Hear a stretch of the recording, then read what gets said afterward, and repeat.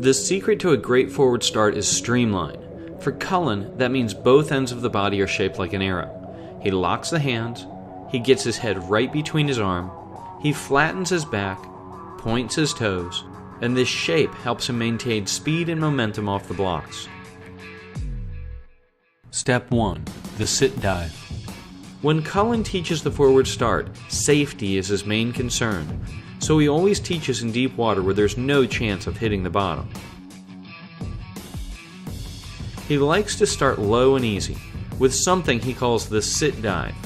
This works best if your pool has a deck with a gutter and a ledge underneath. Start by sitting on the deck and resting your heels on the ledge underneath. Get your arms in a tight streamline and hold on to the streamline as you stand up just a bit and then dive forward into the water.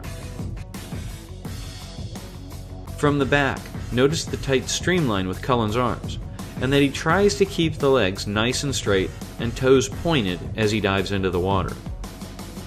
Step number 2 for learning the forward start is to simply fall into the water. Start in a kneeling position with one foot over the edge of the pool, arms in streamline, back leg bent directly behind the body. Now, all you do is fall in the water. Don't push off yet. You can see that Cullen's hands enter the water before his feet leave the deck.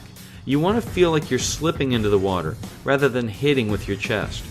Remember to keep your head tight between the arms.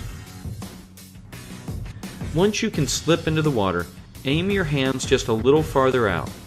You're still barely pushing off, just aiming farther out. Gradually aim the hands even farther. And finally, aim the hands a little farther out, and now you can add a slight push with your legs. Step number 3 is to fall into the water, but this time you're standing up.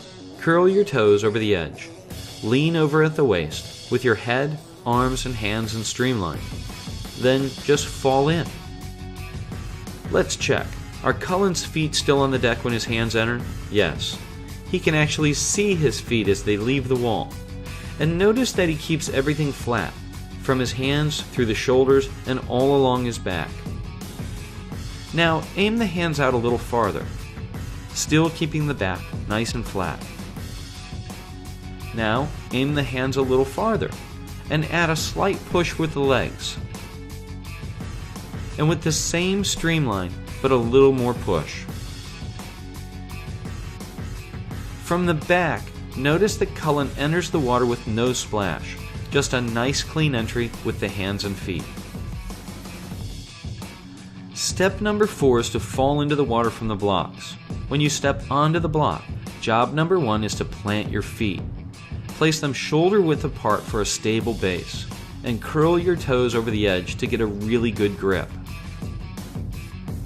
Get your arms ready exactly like you did in the previous steps. Bend at the knees and the waist, and simply fall into the water, keeping your head tight between your arms. You can see that the feet won't quite be on the blocks when the hands touch the water, but notice that Cullen's back is still straight. It's really important to hold everything in a good streamline.